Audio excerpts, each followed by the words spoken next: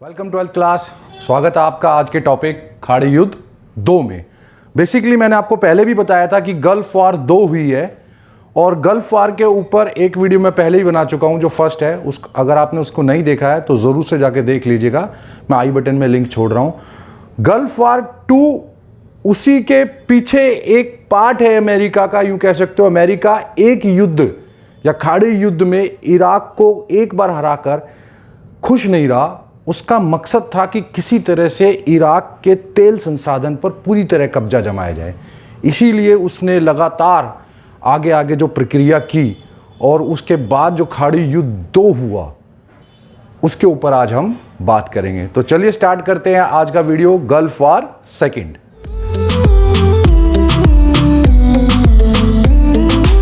तो 12th class, मैंने आपको पहले ही बताया, अमेरिका लगातार एक बैकग्राउंड, एक पृष्ठभूमि तैयार कर रहा था कि वो किसी तरह इराक के ऊपर कोई ना कोई आरोप या बहाने लगाकर उसको एक आतंकवादी, एक उसको हिंसक राष्ट्र घोषित कर दे और उसके बाद उस पर आक्रमण कर पाए। इराक पे लगातार आक्रमण करने का बहाना अमेरिका ढूंढ रहा था। एक बड़ा जो कारण है मैं इसके बाद बताऊंगा, लेकिन ये छोटे छोटे बैकग्राउंड में लगातार वो उसके खिलाफ भूमिका बनाता रहा। तो बहाना में सबसे पहले उसने इराक को विनाश की धुर्री राष्ट्र बताया। अमेरिका का कहना था कि इराक जो है इस दुनिया में विनाश की धुर्री है, इस तरह के आगे आगे गतिविधियां कर रहा है जिससे आगे जाके दुनिया में विनाश होगा। इस तरह वो इराक को एक विनाश की धुर्री राष्ट्र मानता था। दूसरी बात, उसने इराक पर यह भी इल्जाम लगाया, जैसे उसने ईरान पर लगाता है, उत्तर कोरिया पर, लीबिया पर लगाता है कि भैया इराक भी आतंकवाद का समर्थन करता है। अर्थात अंतर्राष्ट्रीय राजनीति में इराक आतंकवादियों को समर्थन करता है, पैसा देता है, हथियार देता है। तीसरी बात, सद्दाम हुसैन, हम जानते हैं वो तानाशाह थे, इराक के जो राष्ट्रपति थे। उन्होंने पूरी तरह से कभी यूं नहीं कह सकते कि भैया जैसे तानाशाह है गलत तो करता ही है, तो कहीं ना कहीं हत्याएं होती रहती थी वहाँ पर। तो अमेरिका ने यह भी बताया कि सद्दाम हुसैन ने हज़ारों कुर्दों की, जो कुर्द वहाँ पर प्रजाति है जो रहते हैं इराक में, उनकी हज़ारों कुर्दों की निर्मम हत्या की है या आरोप लगाया। इसमें 100% गलत भी नहीं है। सद्दाम हुसैन के शासनकाल में ऐसा होता था कि कई बार निर्मम हत्याएं और नागरिकों को मारा जाता था। तो इस तरह का बैकग्राउंड, एक भूमिका तैयार कर ली अमेरिका ने। क्या तैयार कर ली? एक भूमिका, एक बैकग्राउंड, पृष्ठभूमि, कि धीरे धीरे इराक पर प्रेशर या दबाव बनाया जाए कि वो गलत राष्ट्र है और उसके ऊपर आक्रमण किया जाए। लेकिन ये सब भूमिकाएं थी। अब उसने एक बड़े कारण की तरफ इराक पर इल्जाम लगाया जिसके बारे में हम आगे पढ़ेंगे। तो 12th क्लास, जब अमेरिका ने पूरी पृष्ठभूमि, एक भूमिका तैयार कर ली और इराक के खिलाफ पूरी दुनिया में एक माहौल खड़ा कर दिया, तो उसने बहाना बनाया। उसने क्या बहाना बनाया कि इराक के पास MDW है। अब इसको ढंग से समझना, 1 नंबर में आ सकता है, और आराम से इसकी फुल फॉर्म समझ के इसका पूरी भूमिका सीखना कि किस तरह अमेरिका ने एक बहाना बनाकर इराक पर आक्रमण किया।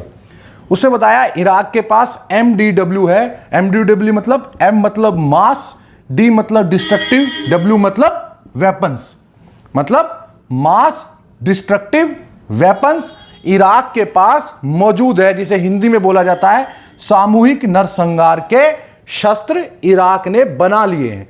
अमेरिका ने पूरी तरह से ये दुनिया के सामने माहौल, एक वातावरण खड़ा कर दिया कि इराक ने चुपचाप गुप्त तरीके से MDW सामूहिक नरसंहार के शस्त्र, बड़े बड़े रासायनिक और जैविक और परमाणु हथियारों का निर्माण कर लिया है, जिससे पूरी दुनिया को या पूरी दुनिया की मानव जाति को खतरा है। और पूरा ये बहाना बनाकर अमेरिका ने इराक के खिलाफ एक बहुत बड़ा माहौल खड़ा कर दिया। लेकिन अभी भी बहुत बड़ी एक कार्य, या यूं कह लो एक बहुत बड़ा प्रोसेस बाकी था। अमेरिका चाहता था कि इस मामले को UNO से पास कराए। तो यह बहाना बनाकर अमेरिका जाता है UNO, और आगे क्या होता है आगे पढ़ते हैं। तो 12th क्लास, अमेरिका इराक के खिलाफ पूरा माहौल बनाकर, एक वातावरण बनाकर प्रस्ताव ले जाता है UNO में। UNO में क्या प्रस्ताव रखता है कि इराक के पास MDW सामूहिक नरसंहार के शस्त्र मौजूद है, इसीलिए इराक के खिलाफ सैनिक कार्रवाई या सामूहिक कार्रवाई की जानी चाहिए। वैसे ही सामूहिक कार्रवाई जो पहले गल्फ वॉर 1 में 1991 में अमेरिका ने करवाई थी, एक पूरा प्रस्ताव पास करा दिया था। लेकिन यह सारा घटनाक्रम हो, इसके बीच एक अलग से यूएनओ में घटना होती है, यह प्रस्ताव पास नहीं होता। रूस, फ्रांस, चीन अपनी वीटो का प्रयोग करते हैं, अपना वीटो पावर का इस्तेमाल करके इस प्रस्ताव को पास होने नहीं देते। और अमेरिका का पूरा जो ये एक पूरी चाल थी कि भाई किसी तरह से यूएनओ से प्रस्ताव पास हो जाए, तो इराक के खिलाफ यूएनओ से प्रस्ताव पास नहीं हो पाता।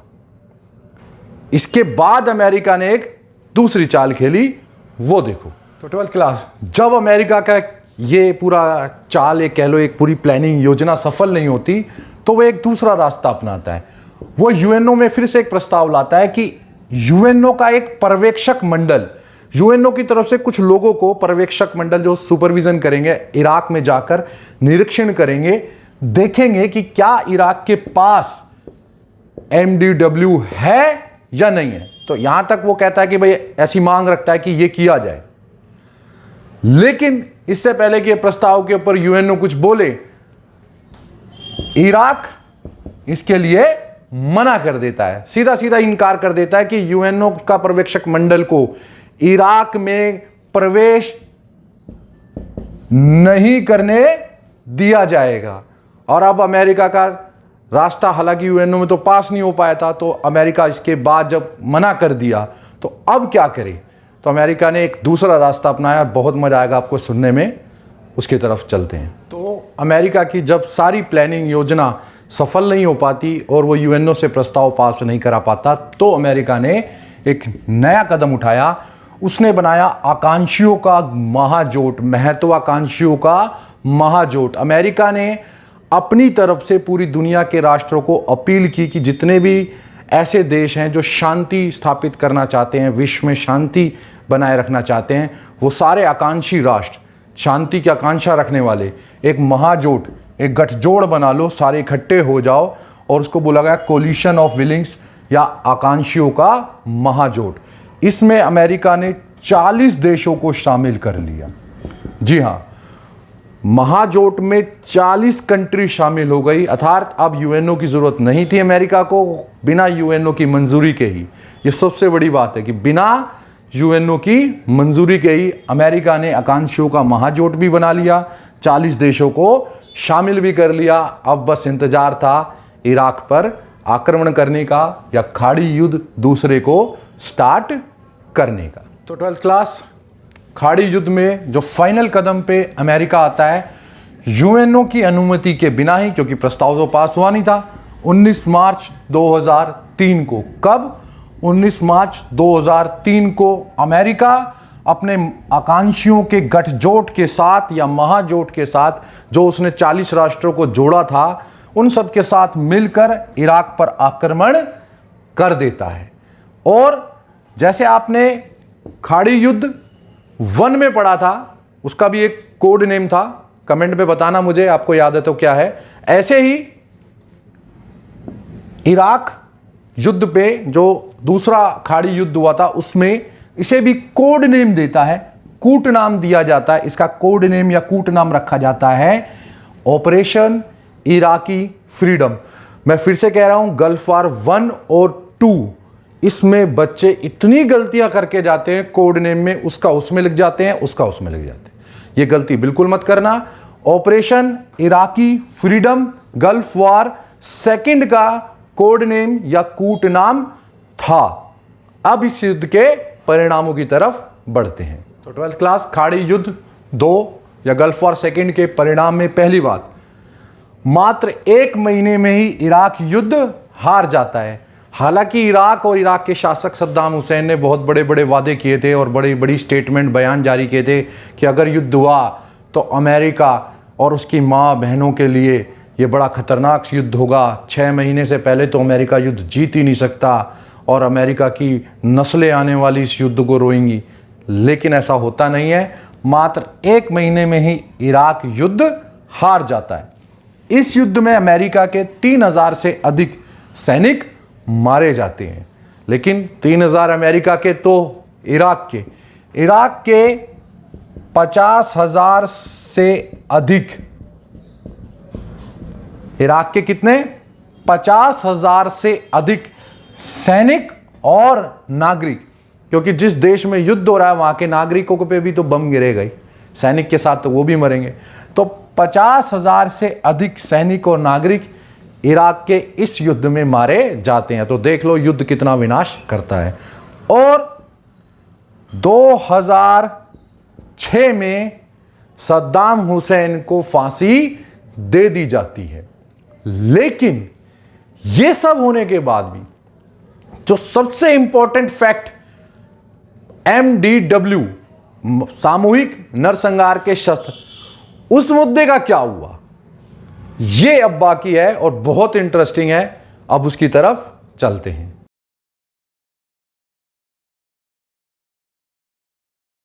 तो 12th क्लास युद्ध के परिणाम में नेक्स्ट पॉइंट, इस युद्ध के बाद भी देखो अमेरिका ने कहा था कि वो विश्व में शांति स्थापित करना चाहता है और शांति के लिए युद्ध करना, ये भी एक अजीब सी कला है लेकिन है। उसने कहा था युद्ध के बाद इराक में शांति आ जाएगी, पर ऐसा नहीं होता। खाड़ी युद्ध 2 के बाद भी इराक में शांति स्थापित नहीं होती। वहां लगातार जातीय हिंसाएं की घटनाएं होती रहती थी भी कह लो और अभी भी होती रहती है। इसको यूं समझो, वहां अलग अलग जातीय जैसे लोग हैं, कुर्द भी थे, इराक भी थे, सुन्नी भी थे। तो उसमें क्या था कि उन लोगों में लगातार हिंसा घटनाएं इसके बाद भी होती रही और होती रहती हैं। अमेरिका के खिलाफ इराक में एक पूर्ण व्यापी विद्रोह उठता है, क्योंकि अमेरिका के सारे इरादे क्लियर हो गए थे कि भैया उसका मकसद तो कुछ और ही था। और वो मकसद क्या था, अगले पॉइंट में हम ज़रूर पढ़ेंगे और वही सबसे इंटरेस्टिंग फैक्ट है इस युद्ध का। तो वहाँ पर अमेरिका के खिलाफ एक पूर्ण व्यापी विद्रोह, इराक के लोगों में पूरा एक गुस्सा, एक रोष भर जाता है अमेरिका के खिलाफ और वो लगातार अमेरिका का विद्रोह या अमेरिका के खिलाफ विद्रोह करते रहते हैं। हालांकि इराक में लगातार विद्रोह चले, लेकिन फिर भी अमेरिका का मकसद तो पूरा हो गया था। वो क्या था, अगले पॉइंट में पढ़ो और सबसे इंटरेस्टिंग फैक्ट वही है इस युद्ध का। तो 12th क्लास, इस युद्ध का सबसे इंटरेस्टिंग फैक्ट जो आपके दिमाग में अभी तक क्वेश्चन उठ रहा होगा, एक अंदर से आवाज आ रही होगी, भैया इसका क्या हुआ। सामूहिक नरसंहार के शस्त्र जो अमेरिका ने आरोप लगाया था, बहाना बनाया था। तो ऑपरेशन इराकी फ्रीडम या खाड़ी युद्ध 2 के बाद भी इराक के पास सामूहिक नरसंहार के शस्त्र नहीं मिले। जी हां, नहीं मिले। और यह बात स्पष्ट हो गई कि अमेरिका की नजर इराक के किस चीज पर थी, तेल संसाधनों पर थी। तो यह बात स्पष्ट हो गई कि अमेरिका की योजना सिर्फ बहाना था कि भैया सामूहिक नरसंहार के शस्त्र हैं, वो नहीं मिले। और पूरे अंतर्राष्ट्रीय स्तर पर यह बात स्पष्ट होती है कि अमेरिका की वास्तविक नज़र, उसकी योजना की क्या थी, किसी तरह इराक में वहाँ की सरकार गिराकर, वहाँ की तानाशाही सरकार को गिराकर इराक के तेल के कुओं, तेल के संसाधनों पर कब्जा करके लाभ कमाया जाए। और ये नज़र भी स्पष्ट होगी और ऐसा हुआ भी। लगातार इराक में वहाँ की स्थानीय हिंसक घटनाएं होती रही और अमेरिका चुपचाप वहाँ से तेल निकालता रहा। तो ये था 12th क्लास, आपके सामने खाड़ी युद्ध 2। उम्मीद करता हूँ आपको ये वीडियो बहुत पसंद आई होगी। मेरे साथ बने रहिए, सब्सक्राइब भी करिए, शेयर भी कीजिए, लाइक भी कीजिए और मिलते हैं अगली वीडियो में। मैं हूँ विक्रांत, आप देख रहे हैं पॉलिटिकल साइंस 90+ मार्क्स।